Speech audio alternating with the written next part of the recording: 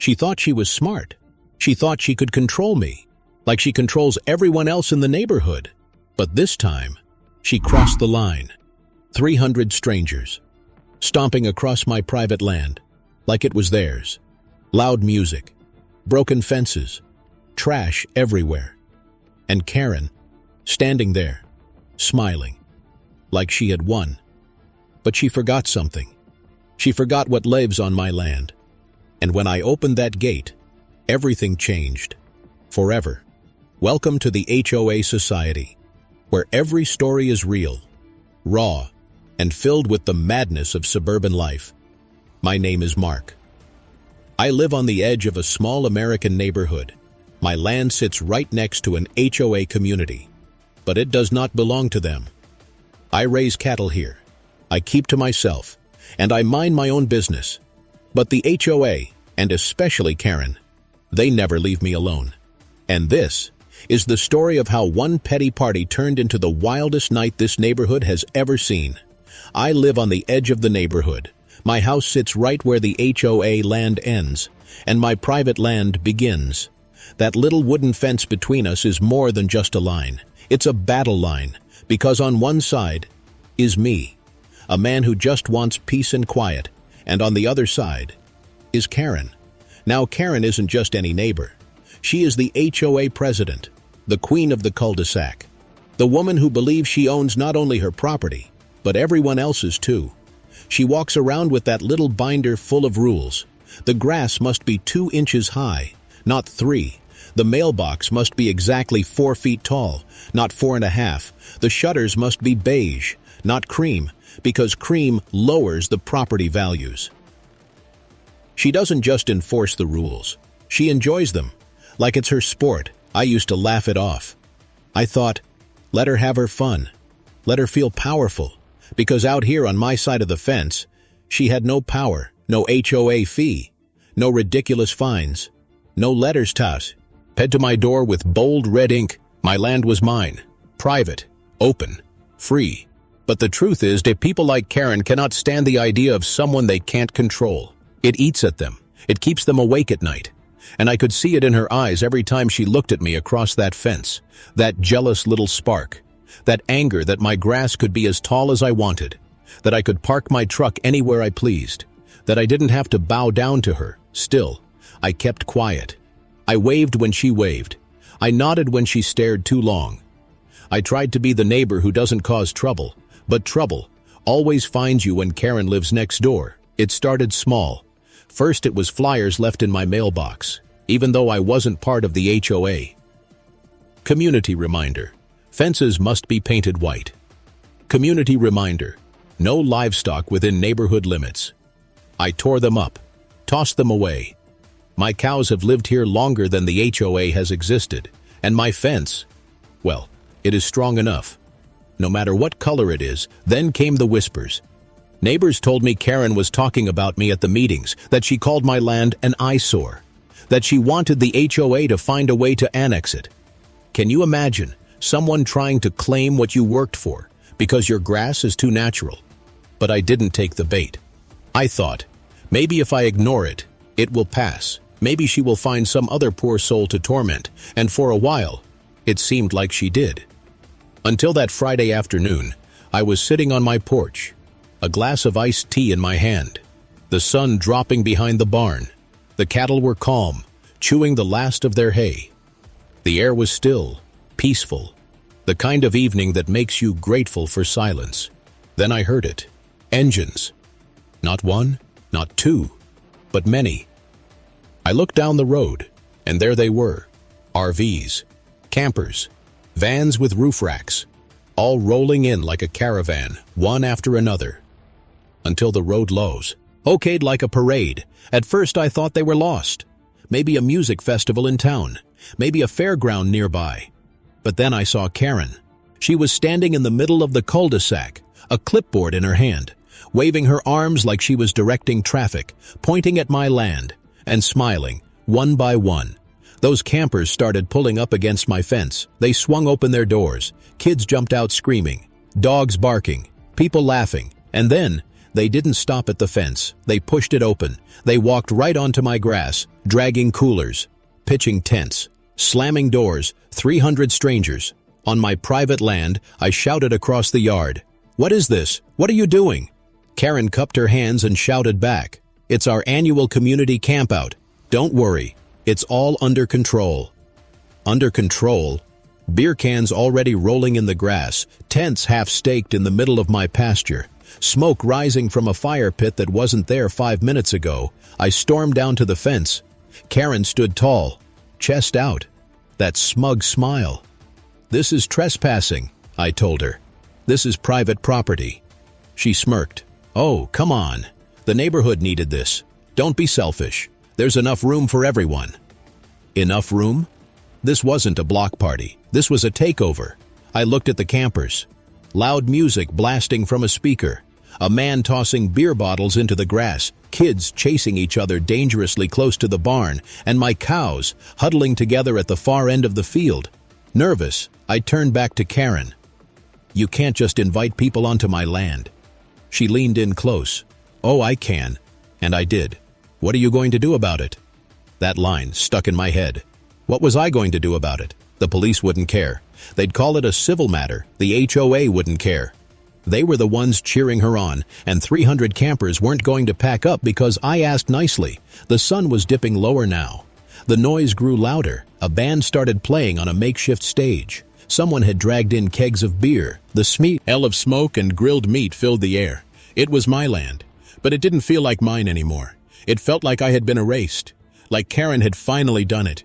She had taken control, and I sat there, on that fence, my jaw tight, my fists clenched, watching my land disappear under the weight of strangers. I thought about all the times I had stayed quiet, all the times I had let Karen win little battles, the flyers, the whispers, the insults, and I realized this wasn't just a party. This was her war, her way of saying, "I own you now." But she forgot something.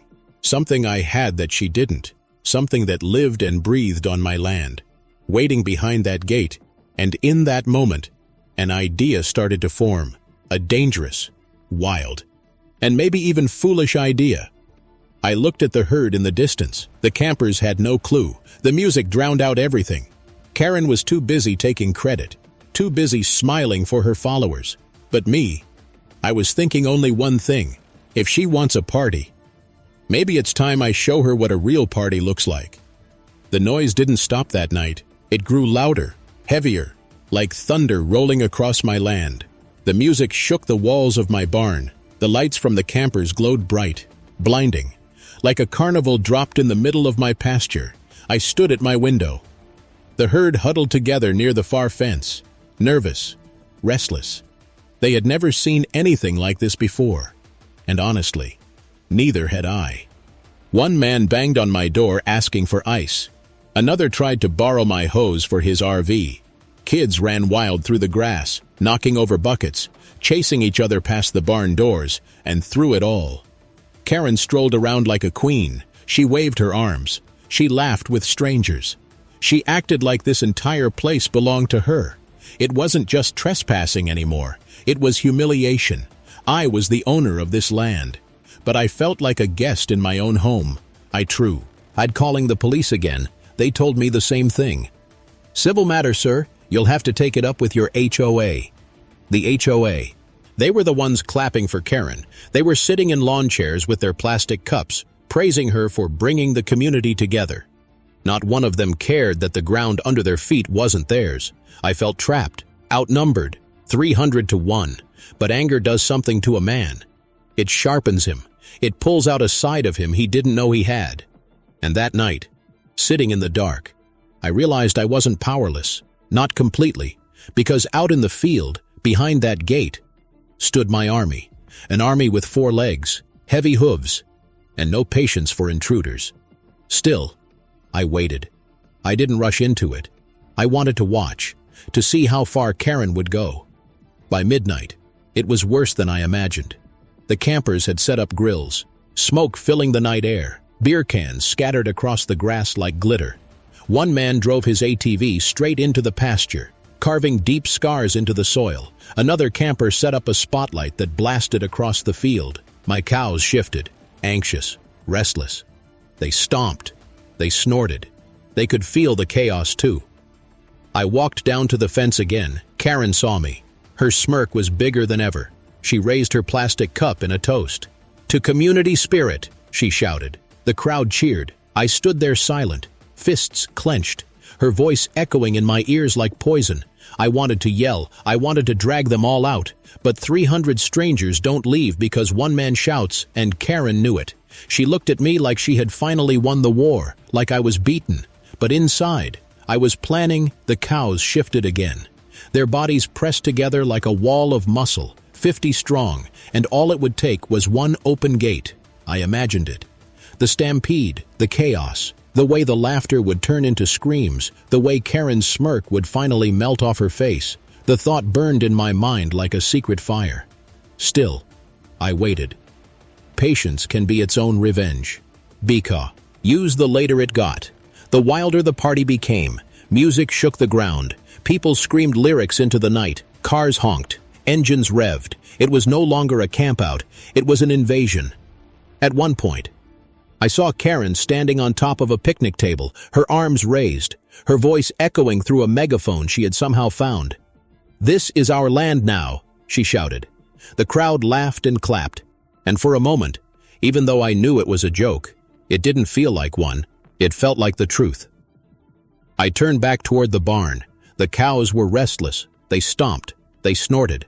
Their eyes flashed in the dim light. They wanted out. They wanted space. They wanted freedom from the noise and the strangers.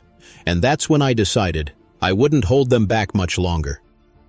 I sat on the fence for a while, the night air thick with smoke and noise. I thought about everything Karen had done over the years, the flyers, the whispers, the threats. And now this. She had turned my land into her playground. She had dragged 300 strangers onto my grass. She had laughed in my face when I told her to stop. I realized this wasn't about rules anymore. It wasn't about the HOA. It wasn't even about the land. It was about pride. It was about control. Karen wanted to break me, and she thought she had finally done it, but she was wrong. I walked back toward the barn. The herd shifted as I approached, 50 heavy bodies, muscles tense, eyes glowing in the dark. They trusted me. They followed me. And tonight, they were going to help me reclaim what was mine. I ran my hand along the wooden gate. It was solid, but the latch was simple. One lift, one push, and the stampede would begin. The thought made my heart pound. Not from fear, but from excitement. I turned back toward the chaos. The campers had no idea what was coming. They laughed. They danced. They shouted into the night. And Karen, she still stood tall. Her smug smile plastered across her face. She thought she was untouchable, but she was about to learn. No one is untouchable on my land, I whispered to myself. I stood at that gate, my hand resting on the latch. The noise from the campers pouring over me like a storm. The music thumped, voices screamed, engines roared, and above it all, Karen's laugh cut through the night like a blade. She had no idea what I was about to do. None of them did. I looked back at the herd. Their eyes reflected the firelight. Glowing like embers, they were restless, snorting, stomping, shifting their weight. They wanted out, and I was ready to let them go. I took a deep breath, and then I lifted the latch. The wooden gate creaked open, slow at first, then wider, and in one thunderous motion, the cows surged forward, hooves pounded against the dirt. The ground shook like an earthquake. The air filled with the sound of snorts and low bellows. And then, the screams started. The campers didn't see them at first, but when the first tent collapsed under a charging body, panic erupted. People shouted, "Run! Get out of the way!" Coolers flipped, beer spilled into the grass, lawn chairs snapped like twigs. The herd moved like a wave, crashing into everything in their path. One cow trampled a table covered in food. Another shoved its head through a grill, sending sparks flying. An RV door slammed shut as two kids scrambled inside, screaming in terror. The music didn't stop right away. The band kept playing, too drunk to notice, until one cow barreled straight through the drum set. The crash silenced everything, and the chaos swallowed the night. I stood at the fence, watching the scene unfold, and for the first time all night, I smiled. The smug laughter disappeared from Karen's face. She froze on that picnic table, her megaphone slipping from her hand, her eyes wide, her mouth open. She had wanted control, but now, the only thing she controlled was her own fear. The crowd turned on her almost instantly. "Whose idea was this?" someone shouted. "This is insane. They're going to kill us." Karen raised her hands, stammering, it's fine, stay calm." But nobody listened, because calm was impossible now. The herd thundered across the field, tents flattened under hooves, campers dove for cover. A man sprinted with a cow chasing right behind him, his beer still clutched in his hand. A woman screamed as one of the cows stuck its head into her open car window, and everywhere I looked, chaos, pure, beautiful, chaos. I leaned against the fence. It wasn't just revenge, it was justice. It was the land itself fighting back, and I couldn't help but laugh. But Karen wasn't done. She climbed down from the table, her perfect hair wild in the night air. She ran through the crowd, waving her arms. "Don't panic, stay calm. It's just cows." Just cows, as if 50 half-ton animals charging through a camp were nothing. She tried to push people back into order, but every time she spoke, another scream silenced her. A man tripped and fell into a cooler. Ice and beer exploding across the ground. A cow knocked over a fire pit, flames scattering sparks into the dark. Karen shrieked and ran, finally realizing she wasn't in control anymore. I watched her stumble, her white sandals sinking into the mud, her clipboard gone, her binder of rules trampled. Everything she clung to, destroyed in seconds. The campers finally started to scatter. RVs cranked their engines, cars sped off into the night. People grabbed whatever they could and ran for the road. And all the while, the herd kept moving. Not violent, just unstoppable. They weren't out for blood, they just wanted freedom. And in their freedom, they gave me mine back. I stayed by the fence until the last of the campers fled. The music gone, the lights out, the smoke fading into the night. All that was left were the broken remains of a party that never should have happened. And Karen. She stood alone in the field, her clothes smeared with mud, her face pale, her perfect posture slumped for the first time I had ever seen. She turned to me, and I swear, for the first time in years, she had no words. I walked forward slowly, stopped just short of the pasture, and met her eyes. "This is private property," I said, my voice calm, steady, final. She opened her mouth, closed it again, and then she turned and walked away. No smirk, no laugh, no binder, just silence. The cows settled down soon after. Their job was done. They grazed calmly, as if nothing had happened, like they hadn't just saved me from the worst night of my life. I closed the gate again, and for the first time all evening, the land was quiet. But I knew it wasn't over. Karen wasn't the type to give up. She would try something, she always did. And the question that burned in my mind as I headed back to the house was simple. When people like Karen lose, do they admit defeat, or do they come back even worse? By morning, the land looked like a battlefield. Beer cans everywhere, broken lawn chairs half buried in the mud, plastic cups floating in the cattle trough, a cooler split open, hot dogs scattered across the grass, and the tents, torn to shreds, crushed into the ground like paper. My cows walked peacefully among the ruins, their hooves pressing beer cans flat, their heads dipping into coolers for scraps of water. The chaos that had terrified the campers had become nothing more than curiosity for them. But for me, it was proof that Karen had finally gone too far. I stood on the porch with my coffee, watching the steam rise into the cool air, and I waited, because I knew it was only a matter of time before Karen appeared, and I was right. By mid-morning, she marched down the street. Her hair was neat again, her clothes pressed, her binder replaced. She had painted over the cracks of last night, but I could still see them, the stiffness in her smile, the twitch in her eyes, the way her hands clutched that clipboard too tight. She stopped at the edge of my fence, looked over the mess, and then looked at me. "You caused chaos," she said, her voice sharp, like she was reading a verdict. "You put lives at risk. You will be held responsible." I almost laughed. "Responsible?" I said. "This was my land. You brought 300 people onto it. You broke my fence. You made this happen." She shook her head. The community needed it. You overreacted. You let your animals loose. That was reckless, dangerous, criminal. Criminal. The word hung in the air like smoke. I took a step closer. You think this is my fault? Her smirk returned. The HOA will be meeting tonight. We'll be discussing fines, damages, possibly legal action. And trust me, the board will side with me. She turned to leave, but before she walked away, she leaned in close. So close I could smell the heavy perfume she wore, and she whispered, "You may have embarrassed me last night, but you will pay for it." Then she walked off, her heels clicking against the pavement like a gavel. I clenched my jaw, my blood hot, but deep down, I wasn't surprised, because Karen always twisted the truth. She always bent it until she was the hero, and everyone else, the villain. And that night, she did exactly that. I didn't go to the HOA meeting.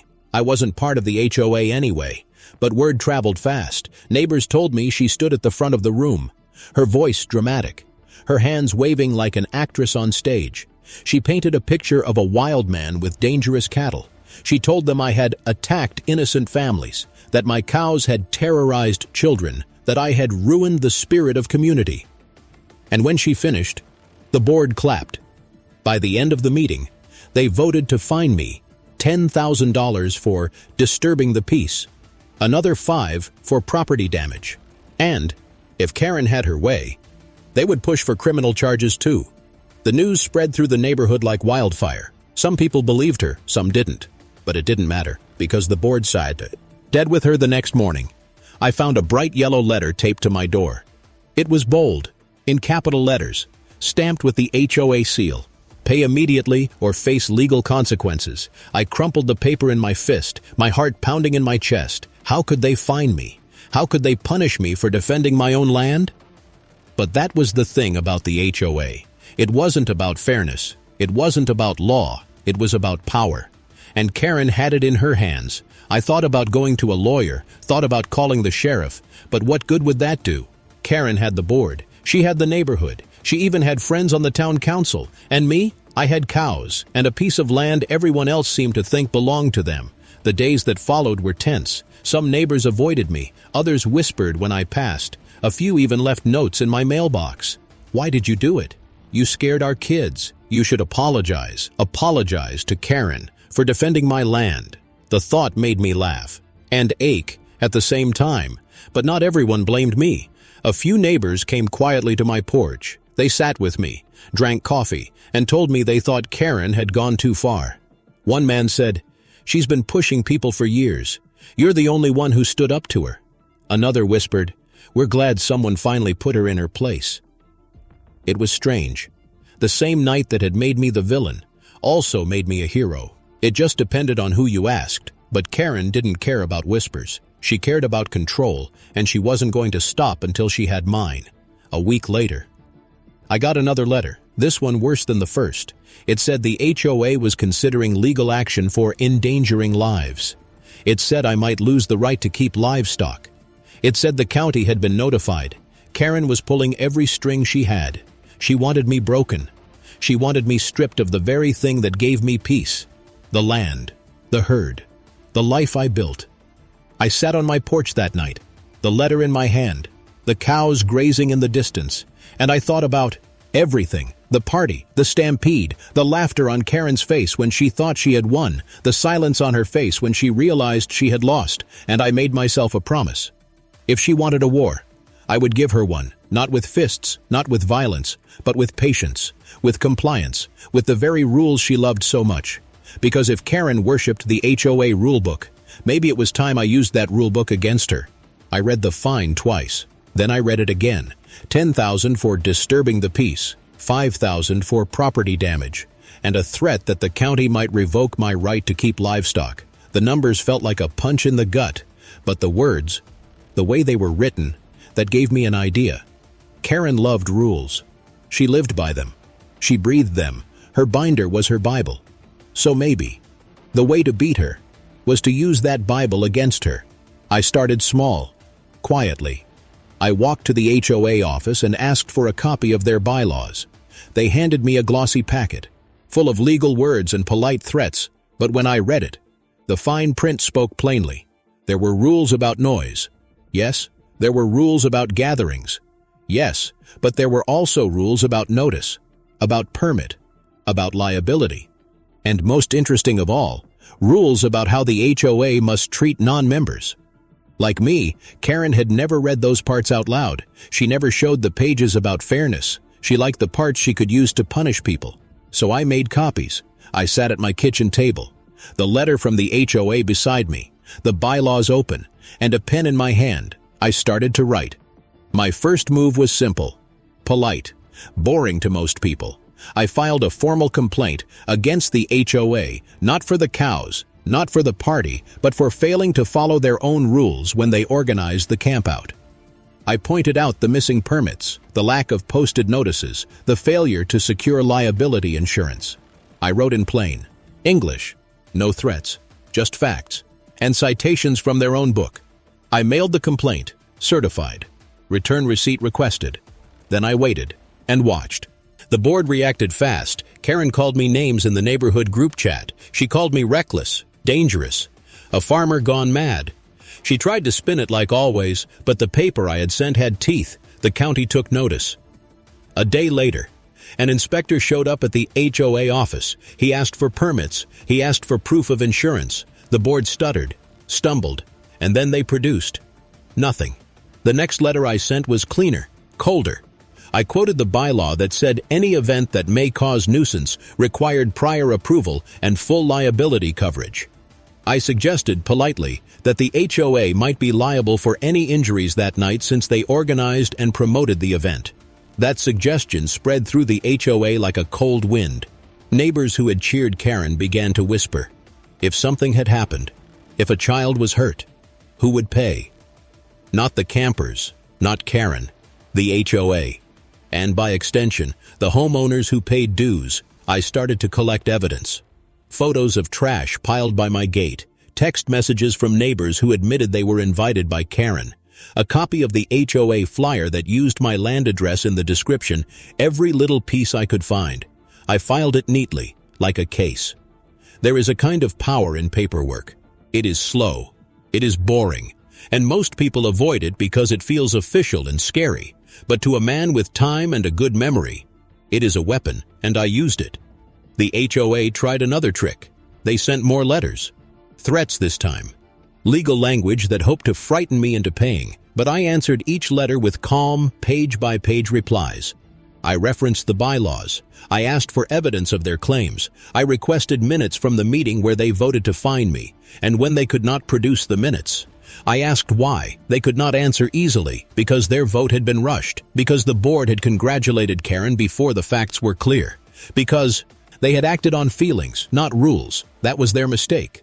Then I did something that made the whole neighborhood look twice. I filed a complaint with the county about the HOA's failure to secure a proper permit for a public event. If the HOA organized it, they were the organizers. If they were organizers, they needed a permit and insurance. If they had none, they faced fines much larger than mine. The county inspector wrote a short report. The report said the HOA had violated code and that they must pay fines and apply for retroactive permits. I put that report in a folder and sent a copy to every homeowner on the HOA list.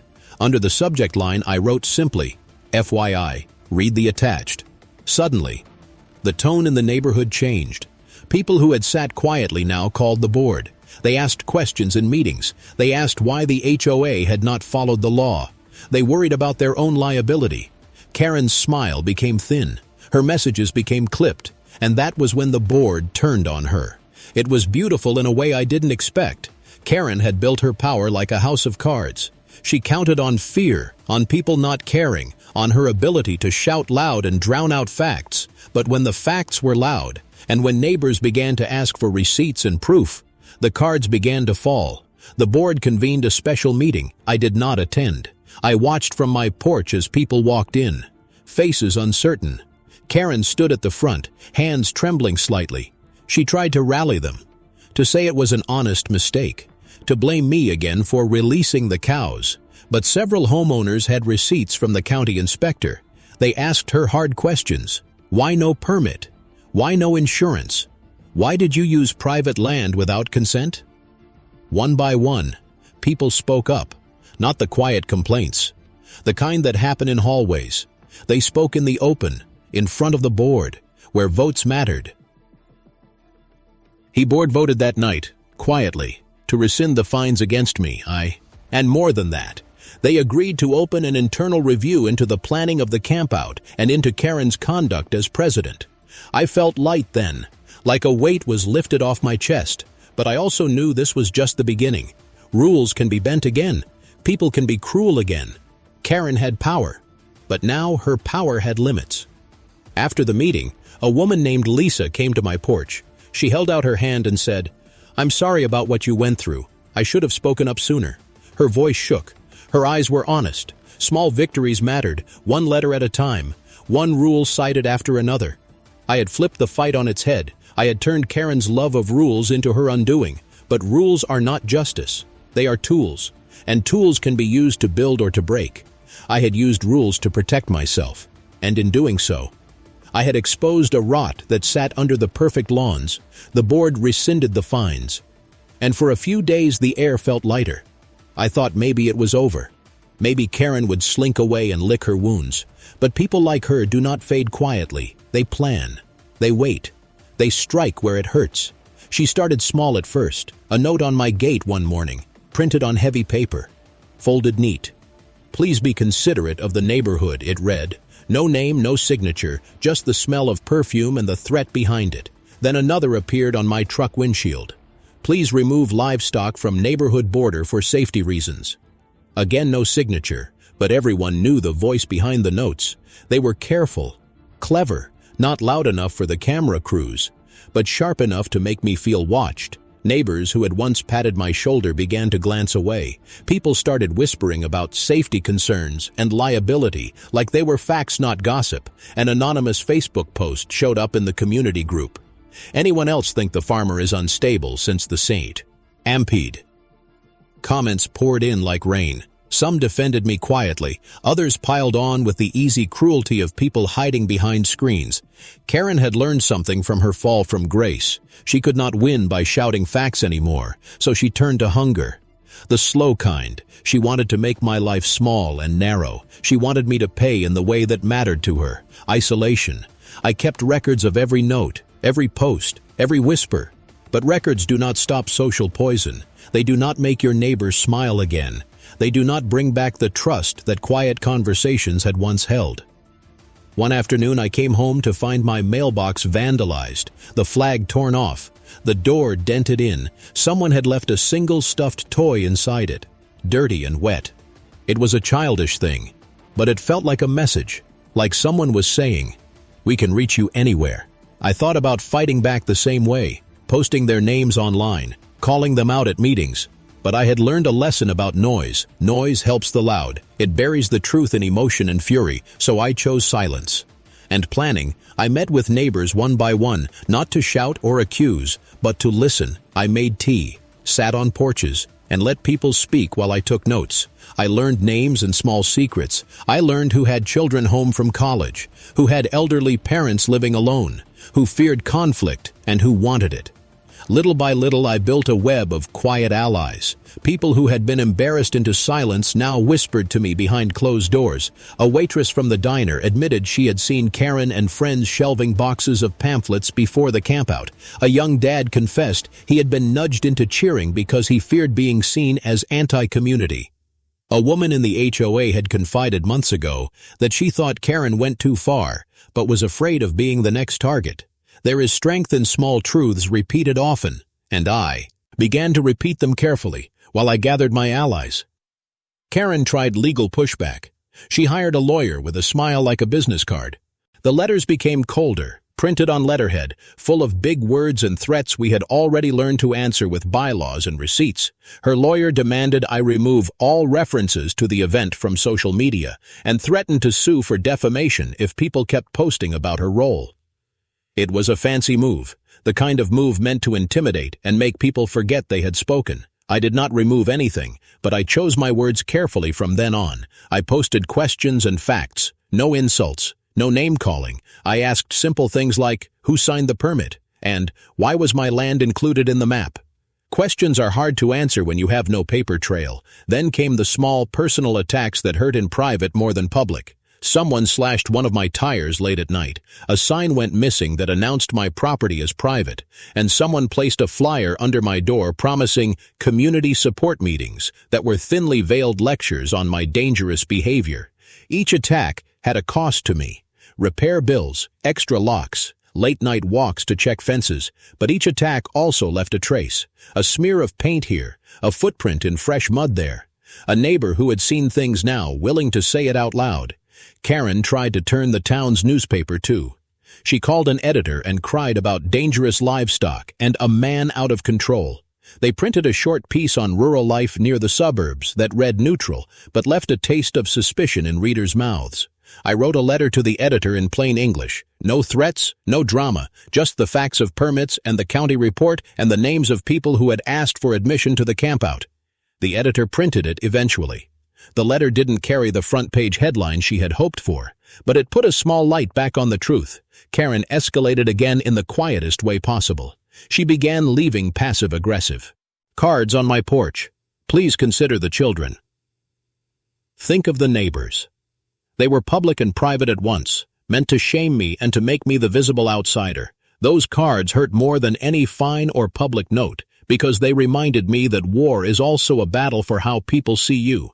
If they see you as a monster, your arguments fall on deaf ears, so I changed my approach. I stopped trying to prove I was right to everyone. Instead, I focused on the people who mattered. I fixed broken fences for elderly neighbors who could not afford it. I let a single mother park in my driveway during a storm so she would not walk home soaked with groceries. I helped a young man fix his truck one weekend. These were small things, not grand statements, but they were real, and they built trust slowly. The whispers shifted again. Neighbors who had avoided me started to wave. People who had posted angry comments began to look sheepish when they saw me take in a stray dog and feed it for a week. Trust is a slow currency, but it is more powerful than 1,000 angry words. Karen watched all of this like a hawk. Her eyes narrowed. Her notes became sharper.